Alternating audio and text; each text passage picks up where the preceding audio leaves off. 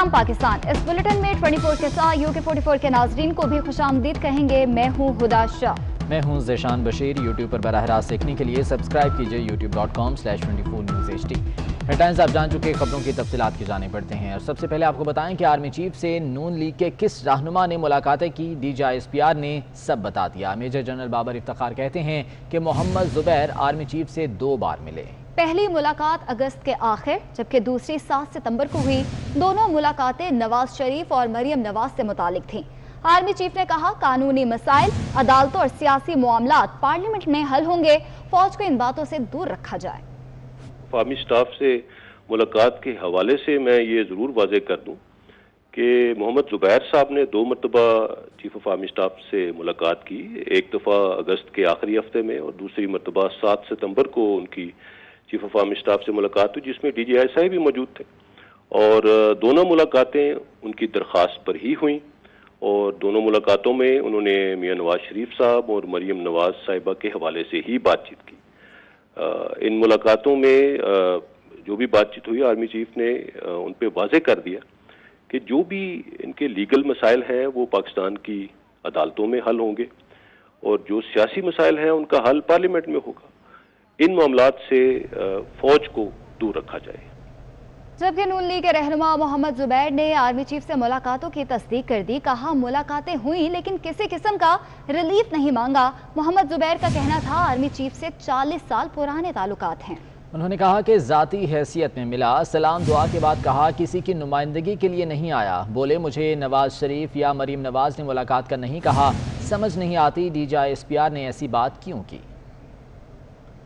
Political parties के साथ जिस तरह से होता रहा है, जाहिर सी बात, मैं एक PMLN का नुमाइंदा हूँ, या तो मैं रिलीफ मांगने जाता कि जी आप हमारे पर हाथ हल्का रखें। मैंने तो नहीं कहा एक दफा भी, मैंने तो एक दफा नहीं कहा कि मुझे मियां मोहम्मद नवाज शरीफ ने भेजा है। मैंने तो नहीं भेजा, मैंने तो नहीं कहा कि मियां नवाज शरीफ ने भेजा है। मैंने तो नहीं कहा कि मरियम नवाज ने मुझे भेजा है। मैंने तो नहीं कहा शहबाज शरीफ ने भेजा है। मैंने तो कहा ही नहीं ये। तो एक तो ये मैंने आपको उसका कॉन्टेक्स्ट बताया, इसमें क्या खराबी है कि भाई एक बैकग्राउंड है, 40 साल पुराना बैकग्राउंड है, कुछ छोटा मोटा भी नहीं है, 40 साल पुराना बैकग्राउंड है। और मैं अभी भी उनको मैंने वेंट देयर तो मैंने उनको कहा, ये ओपनिंग सेंटेंस मेरा ये था कि मैं ना अपने लिए रिलीफ लेने आया हूं, अल्लाह ना करे मुझे कोई जरूरत हो रिलीफ की, ना ही मैं को पार्टी के लिए रिलीफ लेने आया, ना मियां नवाज शरीफ के लिए, ना मरियम नवाज शरीफ के लिए। और अगर मुझे करना होता तो मैं उस वक्त जब मुस्लिम लीग नून की नायब सदर मरीम नवाज का कहना है कि अवामी इशू पार्लियामेंट में हल होने चाहिए, GHQ में नहीं। डिनर में पार्लिमानी रहनुमाओं को गिलगित बल्तिस्तान के इशू पर बुलाया गया था। ये इशू भी पार्लियामेंट में हल होना चाहिए। नवाज शरीफ के किसी नुमाइंदे ने आर्मी चीफ से मुलाकात नहीं की। क्या मरियम ये बताएंगी जो डिनर हुआ है GHQ में, क्या वो नवाज शरीफ साहब की इजाजत से हुआ था? शहबाज शरीफ और ख्वाजा आसिफ जो गए हैं वहाँ पे और ऐसे निकला। डिनर का तो मुझे पता नहीं, शायद डिनर तो नहीं हुआ, मुझे भी सुनने में आया है। लेकिन मैं ये समझती हूँ कि जिस इशू पे वो बुलाया गया था वो गिलगित बल्तिस्तान का इशू था। और गिलगित बल्तिस्तान का जो इशू है वो पॉलिटिकल इशू है, वो अवामी रिप्रेजेंटेटिव्स का इशू है, उनके सॉल्व करने का इशू है, उनकी मशावरत का इशू है। ये जो फैसले हैं ये पार्लियामेंट में होने चाहिए, ये GHQ में नहीं होने चाहिए। मुझे इल्म का पता नहीं है कि उनको इल्म था या नहीं था या बाद में, लेकिन ना इन इश्यूज पे पॉलिटिकल क़यादत को बुलाना चाहिए, ना पॉलिटिकल क़यादत को जाना चाहिए। ये इश्यूज डिस्कस करने के लिए जिसने आना है वो पार्लियामेंट आए। हुकूमत को घर भेजने का मिशन मुकम्मल करने के लिए अपोजिशन ने तैयारियां तेज कर ली हैं। नवाज शरीफ की तजवीज़ पर पाकिस्तान डेमोक्रेटिक मूवमेंट की सरबराही मौलाना फजल रहमान को देने का फैसला कर लिया गया, जबकि जलसे, जलूसों और पार्लियामेंट से इस्तीफों के मामले पर कमेटियां बना दी गई हैं। जस्टिस काजी फाजीसा की अहलिया के टैक्स मामलात पर FPR की हतमी रिपोर्ट सुप्रीम कोर्ट में जमा करा दी गई। रिपोर्ट के मुताबिक सरीना ईसा पर 3.5 करोड़ रुपए का टैक्स जुर्माना लगाया गया है। आपको अपडेट कर रहे हैं, जस्टिस काजी फाजीसा की अहलिया के टैक्स मामलात पर FBR की हतमी रिपोर्ट सुप्रीम कोर्ट में जमा करवा दी गई है और रिपोर्ट के मुताबिक सरीना ईसा पर 3.5 करोड़ रुपए का टैक्स का जुर्माना लगाया गया है। वाज़ेह रहे कि सरीना ईसा की जानिब से इससे पहले तमाम तर दस्तावेज़ात FPR में दे दी गई थी। इसी बारे में तफसीलात जानेंगे, अमानत गशकोरी हमारे साथ मौजूद हैं। अमानत, अपडेट कीजिएगा इस मामले पर।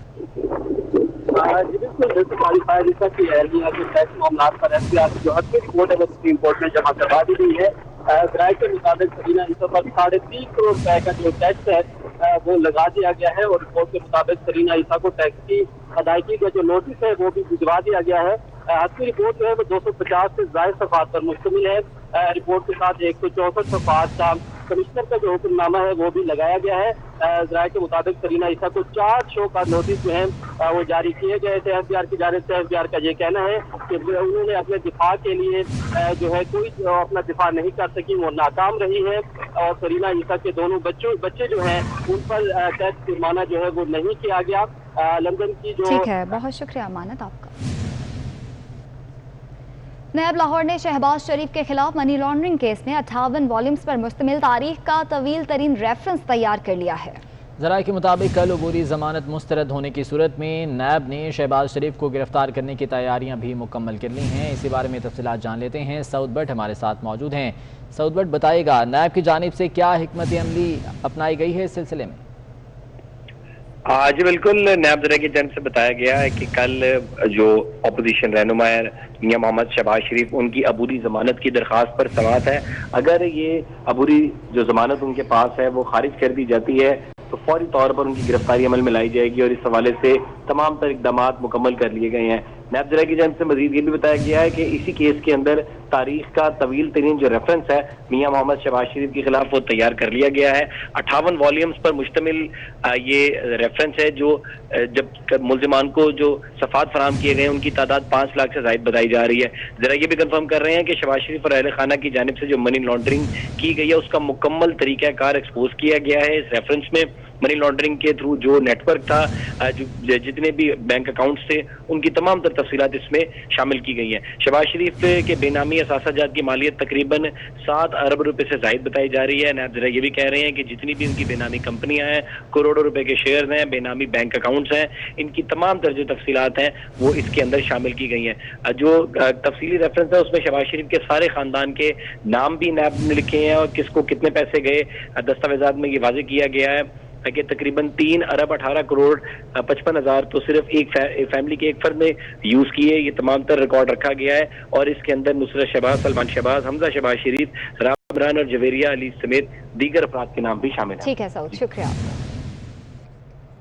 پاک فوج قومی انسداد پولیو مہم اور شجرکاری مہم میں شامل ہو گئی۔ Army chief general Qamar Javed Bajwa نے سرسبز و شاداب پاکستان مہم کے تحت پودا لگایا اور انسداد پولیو مہم کی تقریب میں شرکت بھی کی۔ ISPR کے مطابق پاک فوج نے سرسبز و شاداب مہم کے تحت رواں مانسون سیزن میں 5 لاکھ درخت لگائے۔ FWO گرین موٹر ویز اقدام کے تحت 10 لاکھ پودے لگائے گئے۔ اس سال لاہور اسلام آباد موٹر وے پر 6 لاکھ پودے لگائے جائیں گے۔ کراچی حیدرآباد موٹر وے پر 1,80,000 پودے لگائے جائیں گے، جبکہ لاہور سیالکوٹ موٹر وے پر 1,20,000 پودے لگائے جائیں گے۔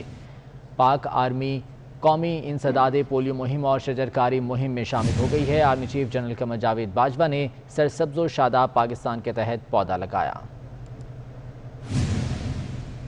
اس بلیٹن سے اتنا ہے، ہمارے ساتھ